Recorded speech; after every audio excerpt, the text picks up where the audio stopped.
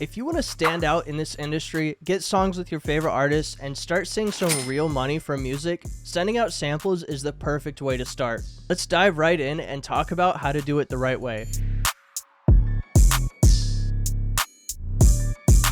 The very first step to being a successful sample maker is kind of obvious, but you need to make good samples. If you're not making samples that people want to use, you're probably not going to see a lot of success from it, even if you do all the right things when it comes to sending them out. So how do you make a sample that other producers are going to want to use?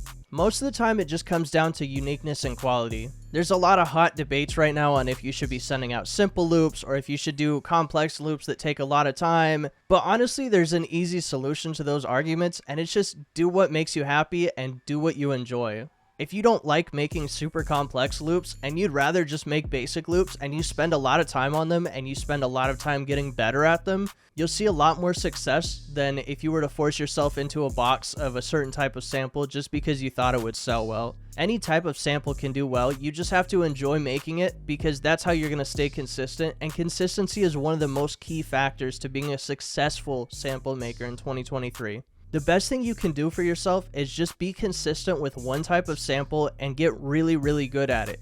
You want to be known as that guy for creating those types of samples because then people are going to know who to turn to when it comes time for a big opportunity. It's also important that you experiment. Like I said, one of the most important factors to being successful is having unique loops, and you don't get those just from making a couple in one genre. You have to really focus in on how to make that genre perfect and then start adding your own elements in so that your loops stand out from everybody else's. Who knows, you might start a wave. If you get a placement with something that's kind of experimental, it's going to change the game. When you experiment with your samples, don't do it with the purpose of trying to make something that's usable or trying to make something that's placeable or sellable. Just do what seems interesting, and eventually that's going to help develop your sound and help you better understand what you can do to make something that is placeable, but still your own unique style. I've actually got FL Studio loaded up right now, and I'm going to break down a sample that I recently got a placement on. I can't tell you who the placement is with just yet because the release date hasn't been announced yet, but when it does, I'll make sure to let y'all know. So this is the sample that I made.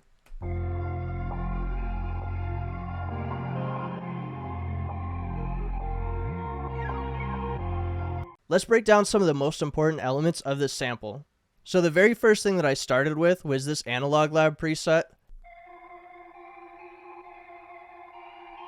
And it's just that repeating. It's really simple, but it's a great foundation. After that, I added some piano.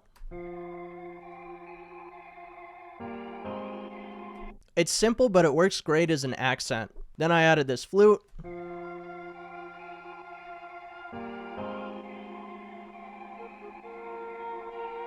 Then I added this bass.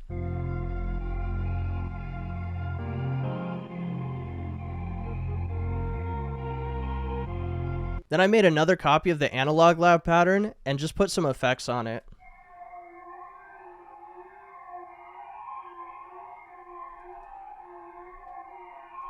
And this is actually an effect chain that's from a free multi-kit that I'm doing with the Producer Crate. Once the Producer Crate hits 1,000 followers on Instagram, we're dropping this huge kit that's got drums, samples, MIDI, effect chains, and a lot more. So make sure you follow on Instagram. Then I added this perk loop from Tri-Freeze.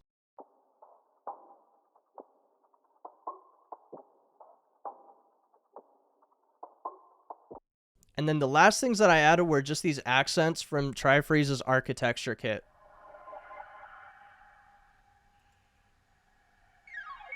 And once you put that all together, it sounds like this.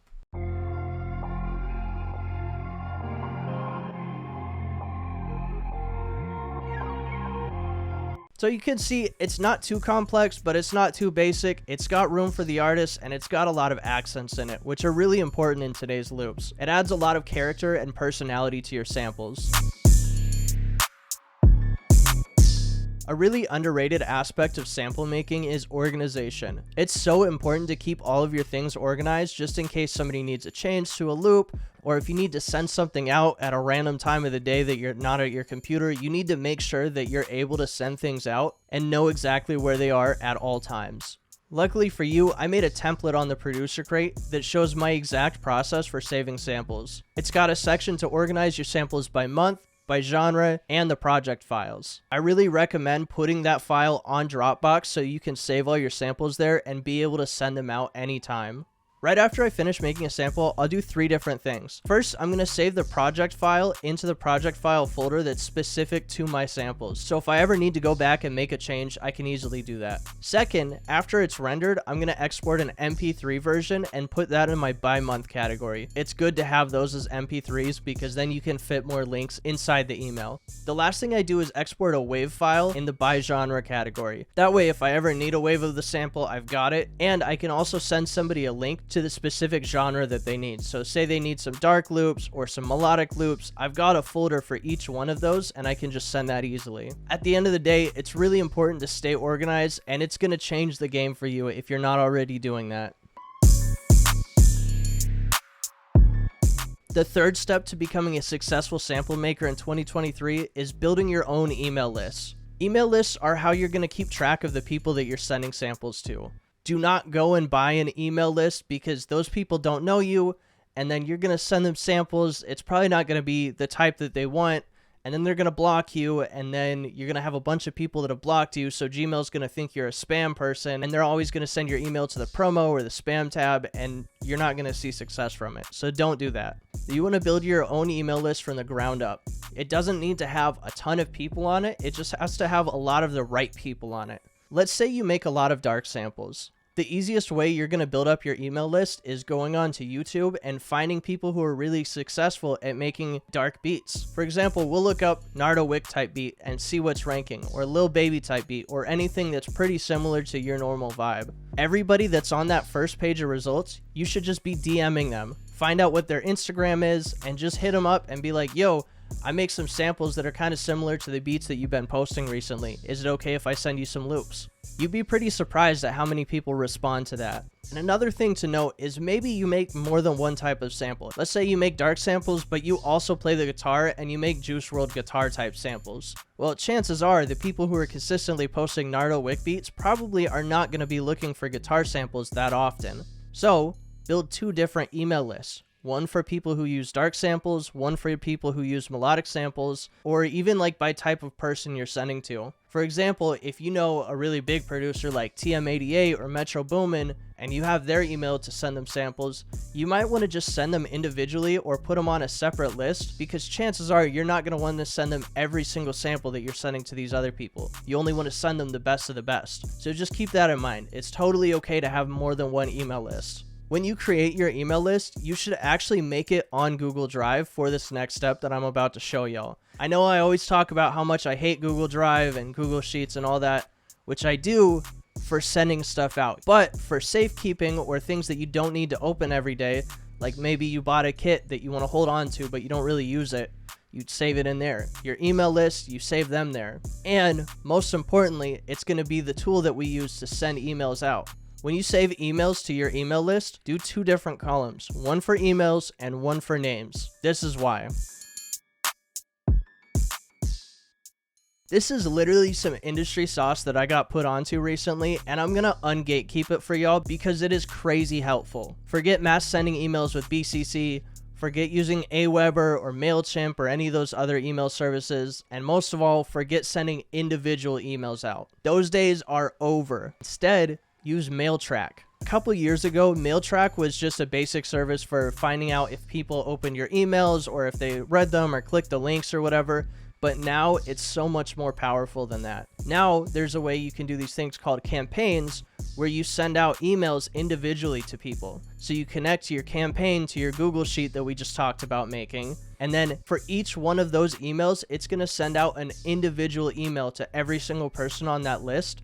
And you can personalize it so it does things like say their name in the email and other things that give it a better open rate in the long run, which in turn leads to your success as a sample maker. So mailtrack has a few different options as far as plans go. There is a free version, but I think you can only send to like 5 people at a time with it, so not really that great unless you're only sending to 5 people. Personally, I do the plan that's $14 a month because it allows you to send up to 1,000 emails at a time, and it gives you access to all the other pro features like adding names to your campaign, which is really important. To use mailtrack, we're going to click compose to open up a new email, and then just click this button right here, campaign.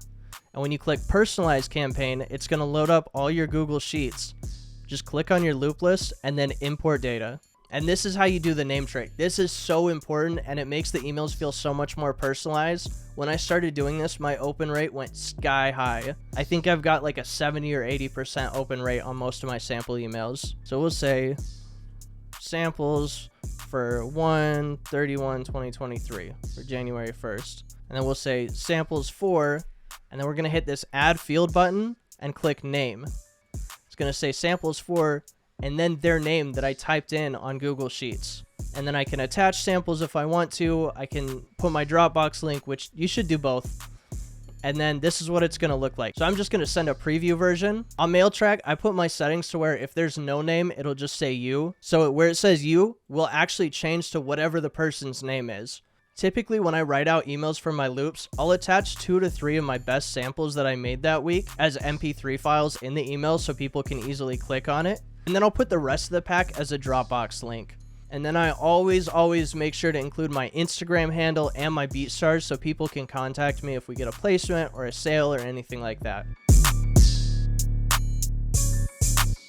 And honestly, that's all there really is to it. So just recapping, make sure that you're staying consistent, and that doesn't necessarily just mean consistently making samples, but also stay consistent with a style. Really take the time to learn it and get good at it and make it your own. And then make sure you're making your email list, you're hitting up people who are in the same lane as you, and you're using mailtrack to send out your loops. It's okay if you want to just do the BCC method, but a lot of times you can end up in spam or promo, and it's not going to be as personalized, and people can see the BCC thing. They can't see that with mailtrack, so I really recommend that you use it. Don't forget to grab the free template that I put on Producer Crate so you can keep your samples organized. And if you need another place to send your samples, feel free to join my Discord, which I'll link in the description. We always have people in there collaborating. I'm dropping gems in there all the time. And every Sunday, I send out a pack to major labels and artists for placements with beats that we made as a community. If you enjoyed the video, leave a like and a subscribe so you can see my content in the future. Other than that, good luck with your sample making journey. And if you've got any questions, don't hesitate to leave a comment or just let me know in the DMs. I'll see you next time.